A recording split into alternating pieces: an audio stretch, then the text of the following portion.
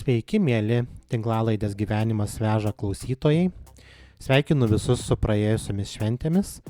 Mūsų vis dar laukia naujieji metai, kuriuos tikiuosi sutiksite visi su geroje aplinkoje, su draugų rate arba su šeima pagal galimybės. Na ir tą progą šiandien noriu paglindenti tokią įdomią temą. Tai pagrindiniai tikslų siekimo komponentai. Nes tikiu, kad turbūt ateinantiems metams visi turim kažkokius tikslus ir norisi pasidalinti man irgi pačiam idėjomis, kaip tie tikslai gali būti labiau pamatuojami. Jo, ir tai ta proga noriu trumputį pasidalinti savo idėjomis apie tai ir paruošiau trumpą prezentaciją tą temą. Tai va, pagrindiniai tikslų siekimo komponentai. Tada sekundėlę. Va. Tai pagrindiniai tikslų siekimo komponentai. Tai vienas iš tokių yra tikėjimas savo idėją, tikslu. Kaip dažnai būna, kad kai turim kažkokią idėją, tikslą, nesvarbu, kas tai gali būti verslo idėja, galbūt šiaip kažkokia kūrybinė idėja. Ir dažnai būna, kad kiti netiki tuo arba nesupranta. Todėl mums labai svarbu patiems turėti tą tikėjimą tuo tikslu, tą idėją, nes kitaip, jeigu mes patys netikim, tada net nėra prasmės to imtis ar daryti. Bet šito vietoje, kadangi labai dažnai kyla visokių ir abejonių, ir dvejonių, gali padėti SWOT analizė. Tai yra, kai mes pirmiausia pasižiūrim savo stiprybės, savo silpnybės, nuo to tikslo.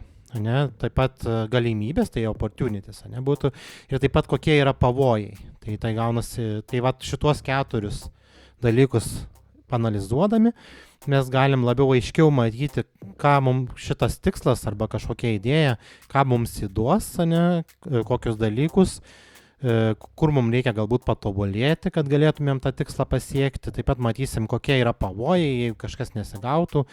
Ir visą tai išsianalizuodami mes iš tikrųjų galime daug labiau tikėti tada savo idėją. Jinai tampa daug aiškesnė ir taip pat galima kartais net atsitikti taip, kad pagalvosim po analizės, kad gal visai ir net ir negera ta idėja.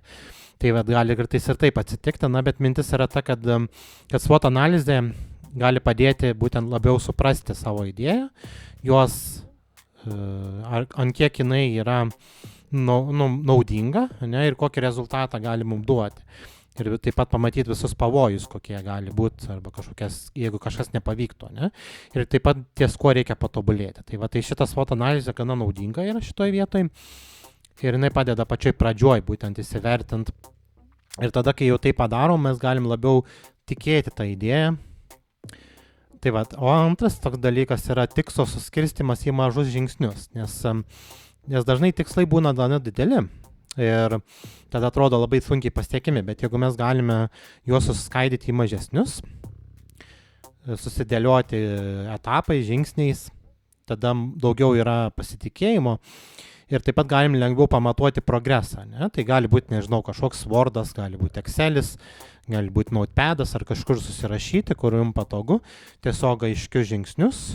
Aišku, galima ir galvoje, bet dažniausiai vis tiek yra noras kažkur pasižymėti, kad turėti ar ant popieriaus, ar kažkur elektroninį variantą, kurį būtų galima, esant laikui, norui pasižiūrėti. Aš, pavyzdžiui, asmeniškai naudoju Excelį, ten susirašau, ten tokią lentelę susidedu, ir susirašau tikslus ir tada pažiūriu, kurie pavyko.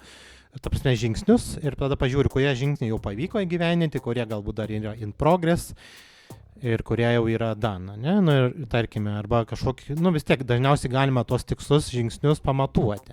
Ten, sakykime, yra kaip pavyzdys, gal ten norim kokius 3 dalykus padaryti, ar ten, vis tiek yra kažkoks skaičius, kurį galima pamatuoti, kiek mums pavyko iš kiek, vis tiek yra kažkokie aiškus skaičiai, kuriais galima pamatuoti. Tai tą kažkokį konkretų žingsnį ar etapą, arba tiesiog gali būti padaryta arba nepadaryta. Tai irgi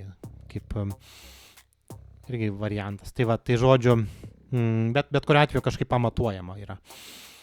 Ir trečias dalykas yra nebijojimas klysti ir mokymasis iš klaidų, nes tas irgi yra, kad kai mes darydami, ypač jeigu darome kažkokį dalyką pirmą kartą, tai be abejonės, kad suklysime. Aišku, visada gerai yra pasidomėti to, ką darome, ką norime daryti, ten galbūt kažkokius ir podcastus pažiūrėti ar dar kažką tą temą, bet esmė vis tiek yra, kad kai pradedame patys daryti, tik tada realiai ir pamatom savo kažkokius tai, dalykus, kur galim patobulinti ir panašiai. Taip pat nebijoti prisimti rizikos, bet aišku, šitoj vietoj būtent tas SWOT analizė gali irgi padėti, nes galim pamatyti rizikas, galim pamatyti visus dalykus, kokios yra, ir priimti sprendimą, ar to siekti ar ne. Bet taip pat nebijot prisimti atsakomybės, ir būtent už savo prisimtą kažkokį tikslą, ypač jeigu tai turi tas tikslas ar kažkokia, ar idėja turi rizikos, tai irgi prisimti atsakomybę už tai, kad patys esame atsakingi už savo sprendimą. Ir tai tik tokiu būdu, manau, galima pasiekti tikslą, būtent turint aišku tokį planą, atliekant tokią analizę irgi gali padėti SWOT analizė, taip pat ir tokis suskaidimas į mažus žingsnius, tai šitie visi komponentai iš tikrųjų yra vieni iš tokių pagrindinių tikslų siekimo dalykų. Jie galbūt kiekvienas, aišku, galima atrasti dar ir savo kažkokių asmeninių komponentų ar kažkokių idėjų, bet čia mano yra tokie asmeniniai pagrindiniai, kuriuos aš taikau ir kurie man padeda pasiekti tikslus. Tai, žodžiu, labai trumpai pasidalinau ir tikiu, kad ir jūs atrasite ateinantiem metams kažkokių tikslų, ką galima galbūt jūsų gyvenime pagerinti arba kažkokį turėti svajonę, kurią norit galbūt įgyvendinti. Tai tiek labai trumpas podcastas, tinklalaidė labai trumpa, išdėsčiau pagrindinės mintis ir linkiu gražių švenčių. Viso, čiau.